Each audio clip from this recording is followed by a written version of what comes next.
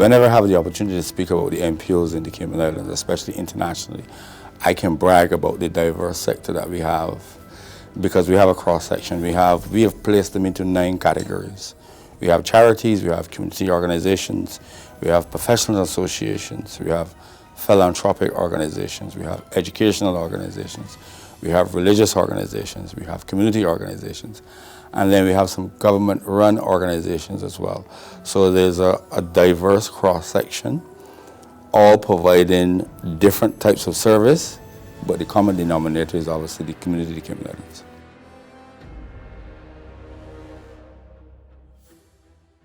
Well, the pandemic certainly provided us with a unique opportunity to see the giving side of the community, because we were amazed to see, because obviously everything locked down and we were working remotely, but we still saw applications coming in from persons who urgently wanted applications because they wanted to assist the needy, because obviously, Donna, as you would know, the pandemic certainly placed some hardship on many families on the island. And many good, fair citizens saw the opportunity then to organize themselves, organize others, to provide assistance to the needy. But what we also saw, in addition to new registrations, we also saw existing NPOs really stepping up their game, getting involved, rolling up their sleeves, as we would say, let the rubber meet the road, and persons really got to work and provided a lot of services to the community. So in terms of the latter part of your question, for sure, when we rolled out the NPO registration, the intention not only was to satisfy the international obligations in terms of having an NPO registrar to understand the risk of terrorist financing, but the main goal was to have a central body for NPOs where we can monitor, we can see all the good work, we can report on the good work, and we can market the good side of this type of efforts. And the pandemic provided us with that opportunity. Clearly we had a really large organization that the government of Cayman Islands and the governor was involved with in terms of bringing that into fruition.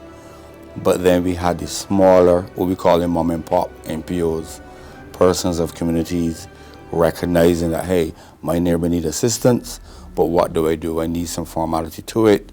How do I go about getting it done? So the pandemic certainly provided us with that opportunity to see,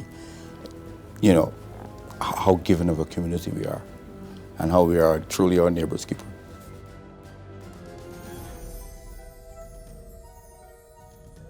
So there are several different categories of NPOs.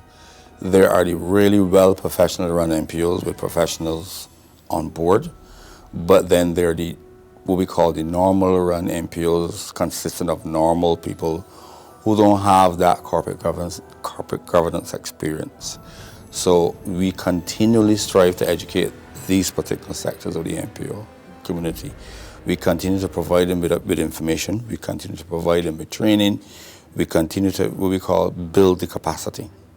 So that's the theme of the outreach. It's called capacity building, because we recognize, not everyone is an accountant, not everyone is a lawyer, but it doesn't negate the fact that they can run an NPO, they can get involved, and they can do really good work.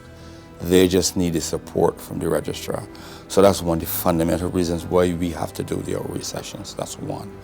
But number two, we constantly see trends in the NPO community, not necessarily domestically, but certainly internationally, because the sector is always under threat, Donna, of abuse in some form or fashion. Somebody's always looking to manipulate some weakness. Somebody's always looking to manipulate the good side of humanity in terms of giving. So whatever opportunity presents itself, well, the pandemic is the latest one, but we've seen situations in the past when it comes to love affairs. We've seen situations in the past when it comes to humanitarian aid. Whatever situation that the world presents itself in terms of vulnerability, somebody's always thinking, well, here's an opportunity to exploit. So we certainly do a lot of research. We are in top in terms of understanding what's happening internationally, and we're always in a position to share that information with the local community because, again, sensitization and education is one of our main functions.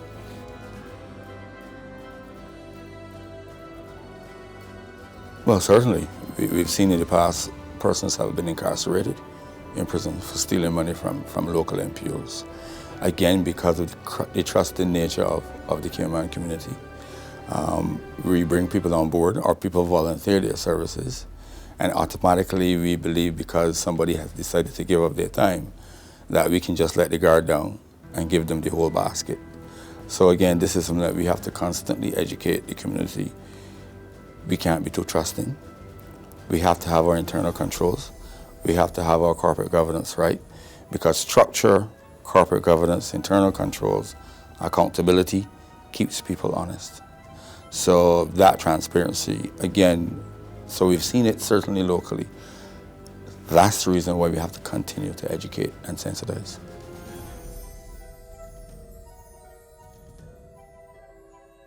So risk is always an interesting topic because risk falls into many different categories.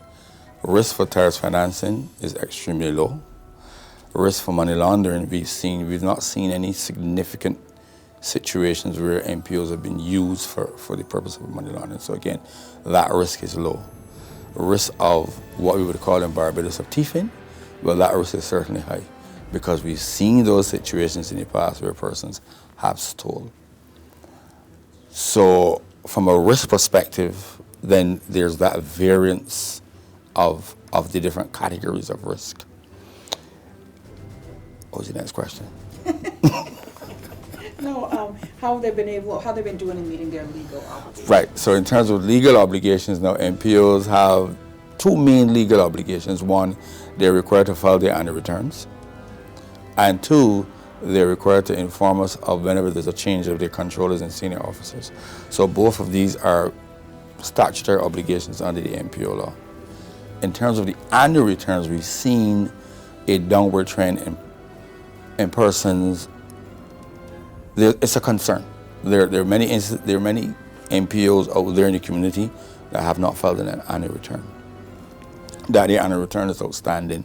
So we're currently putting a strategy together to reach out to them.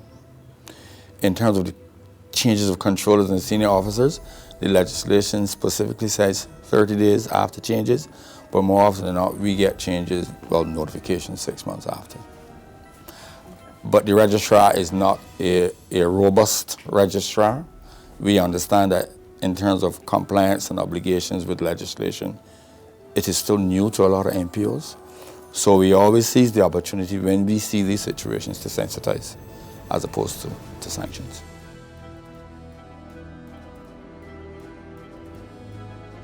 Yes. So only recently we deregistered an NPO because of that same issue. They didn't file the annual return. They weren't responding to our information. They weren't answering our calls, and they have an international link to them. So clearly the risk for that NPO was rather high. So the registrar made a decision, you know what, under the legislation, this is something that we can do, and the decision was made to exercise the ultimate penalty, which is to the registrar. So we are prepared to exercise it if necessary.